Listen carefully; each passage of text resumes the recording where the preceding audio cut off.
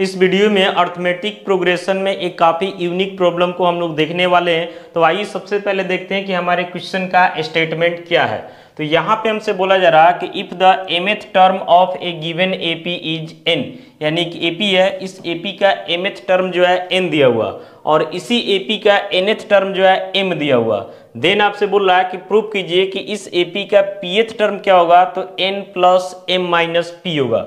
आपको पता होगा कि AP में A1 का मतलब हो जाता है AP का फर्स्ट टर्म, A2 अगर लिखते हैं तो AP का सेकेंड टर्म हो जाता है, A3 लिखते हैं तो थर्ड टर्म हो जाता है, AN लिखते हैं तो NH टर्म हो जाता है, वैसे ही AM लिखते हैं तो MH टर्म हो जाता है। यहाँ पे हम मान लेते हैं AP लिखते हैं तो इसका मतलब PH टर्म हो जाता है। तो ये सब जो भी दिखाई दे रहा है 1 2 3 N M P, ये सब हमेशा जो है कहीं ना कहीं नेचुरल नंबर में ही एग्जिस्ट करता है, बाकी नंबर में जो है एग्जिस्ट करना पॉसिबल नहीं है, चूंकि यहाँ पे कहीं ना कहीं बात नंबर ऑफ टर्म का होता है। तो नंबर ऑफ टर्म का मतलब एक काउंटिंग डाटा, तो जाहिर सी बात है नेचुरल नंबर में ही होगा।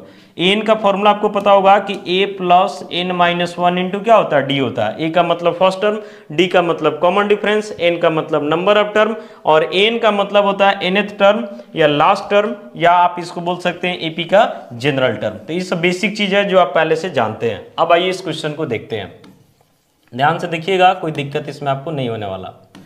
तो लिखेंगे सबसे पहले इन एन एपी, एक एपी है। सपोज कर लेते हैं कि इस AP का जो है फर्स्ट टर्म A है, इस AP का फर्स्ट टर्म A है और कॉमन डिफरेंस क्या है, तो D है। यहाँ तक कोई दिक्कत नहीं है। अब लिखेंगे यहाँ से हम अकॉर्डिंग टू क्वेश्चन, जो क्वेश्चन में डाटा दिया हुआ उसके अनुसार अब चलना है हमको। तो बोला AP का mth टर्म जो है क्या दिया हुआ, तो n दिया हुआ। तो mth टर्म का मतलब हो जाता है ऐसे AM, ये क्या दिया हुआ, तो n दिया हुआ। तो जैसे an का फॉर्मूला होता है a plus n minus one into d, तो वैसे ही am है तो इसका फॉर्मूला हो जाएगा a plus m minus one into d, किसके इक्वल, तो n के इक्वल। इसको हम पहला इक्वेशन मान लेते हैं, कोई दिक्कत नहीं है। आगे बढ़ते हैं तो इसी AP का nth टर्म जो है क्या दिया हुआ, तो m दिया हुआ। तो लिखेंगे also nth term, nth term का मतलब an, ये क्या दिया हुआ, तो m। तो nth टर्म को हम लिख सकते हैं a plus n minus one into d, ये किसके इक्वल हो जाएगा, तो m के इक्वल हो जाएगा। यानी समझिए कि इस AP में mth टर्म आपका n है, इससे एक इक्वेशन बना, और nth टर्म m है, इससे एक इक्वेशन बना। अब इन दोनों इक्वेशन को सॉल्व करके सबसे पहले हम a और d को निकाल लेंगे। तो लिखेंगे यहाँ से, ध्यान से देखिएगा, फ्रॉम फर्स्ट एंड सेकेंड। तो पहला इक्वेशन में क्या है कि a plus m minus one into d किसके इक्वल है, तो n के इक्वल है। और दूसरा में a plus n minus one into d किसके इक्वल है, तो m के इक्वल है। ठीक है, यहाँ तो कोई दिक्कत नहीं है, इलिमिनेशन से सॉल्व कर रहे हैं। तो प्लस छुपा हुआ तो माइनस, प्लस है तो माइनस, प्लस है तो माइनस, a से a कट जाएगा। ये दोनों टर्म में आपको d दिखाई दे रहा है तो d को कॉमन कर लेते हैं। ई वाला प्लस में है तो ई वाला का साइन तो माइनस में रहेगा ना, तो इसको ब्रैकेट के साथ लिखते हैं m माइनस वन, ताकि एरर ना हो। फिर यहाँ माइनस लगा देते हैं और ब्रैकेट में लिखते हैं n माइनस वन, डी दोनों में से कॉमन कर लिया, मैंने एक तरीके से जोड़ रहे हैं दोनों को। इधर आते हैं तो n है और यहाँ पे क्या है, माइनस m है। यहाँ तो कोई दिक्कत नहीं है, आगे बढ़ते हैं। तो ये हमारा हो जाता है d, ब्रैकेट हटा रहे हैं तो m माइनस वन, माइनस से मल्टीप्लाई होगा तो माइनस n, माइनस माइनस तो प्लस वन हो जाएगा, और इधर हो जाता है n माइनस m। ठीक है, तो माइनस वन प्लस वन कट जाता है, तो ये हो जाता है d into m minus n, और इधर n माइनस m है तो माइनस कॉमन कर लीजिएगा, तो ये भी आपका m माइनस n हो जाएगा। क्योंकि माइनस कॉमन करने के बाद आपको क्या है कि ब्रैकेट के अंदर का साइन जो भी है चेंज हो जाता है। जैसे माइनस से मल्टीप्लाई कीजिएगा तो फिर से माइनस m हो जाएगा, और माइनस माइनस प्लस n हो जाएगा, जैसा था वैसा फिर आ जाएगा। ये बेसिक चीज़ है, कोई खास तो है नहीं इसमें। तो d इक्वल टू क्या हो जाता है, minus m minus n bracket में, और ये डिवाइडेड बाई क्या हो जाएगा, तो m माइनस n हो जाएगा। अब यहाँ m माइनस एन से m माइनस एन एक बार में कट जाएगा, यानी अब माइनस बच ही रहा, तो d का वैल्यू आपका क्या हो जाता है, तो माइनस वन हो जाता है। d का वैल्यू क्या हो जाता है, तो माइनस वन हो जाता है। अब हमारे पास दो इक्वेशन अवेलेबल है, किसी एक इक्वेशन में d का वैल्यू पुट करते हैं और वहां से जो है हम a के वैल्यू को फाइंड आउट कर लेते हैं। ध्यान से देखिएगा, किसी एक में आते हैं, लिखते हैं फ्रॉम वन में ही मान लेते हैं, आते हैं। आप वन टू कहीं भी आइएगा, बात देखिए। तो देखते हैं इक्वेशन वन क्या है। तो इक्वेशन वन है a plus m minus one into d, n के इक्वल है। a plus m minus one into d किसके इक्वल है, तो n के इक्वल है।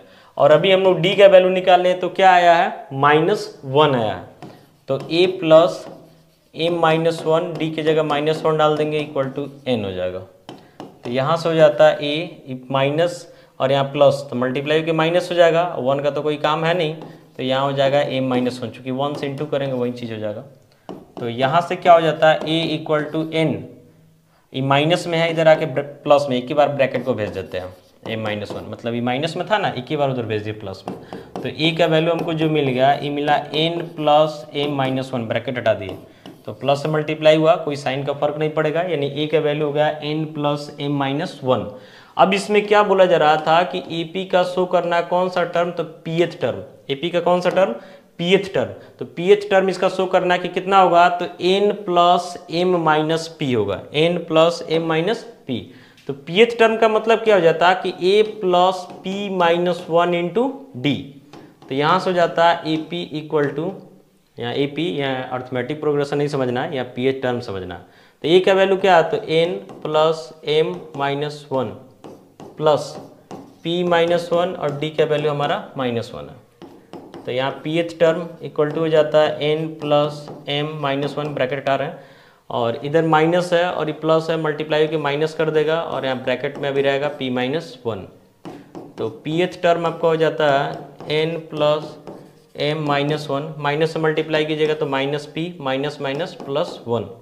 तो यहाँ से होगा क्या कि +1 -1 कट जाएगा, तो यहाँ से आपका हो जाता है pth term equal to n plus m-p, n plus m-p, यही हमारा pth टर्म हो जाता है। और फाइनली यही हमको प्रूव भी करना था कि n प्लस m-p होगा कौन सा टर्म, तो pth टर्म, और इसका डेरिवेशन में हम लोग देख लिए। तो इस एपी में क्या था कि mth टर्म n दिया था, एक इक्वेशन बना लिए, nth टर्म m दिया था, एक इक्वेशन बना लिए, दोनों को सॉल्व करके a और d निकाल लिए, और देन हम pth टर्म लेकर के चले हैं और प्रूव कर लिए कि pth टर्म क्या है, तो n प्लस m-p है। तो आशा करती है वीडियो आपको पूरा समझ में आ गया होगा, बाकी आप कमेंट करके विशेष सुझाव दे सकते हैं। मिलते हैं अगले वीडियो में, थैंक यू।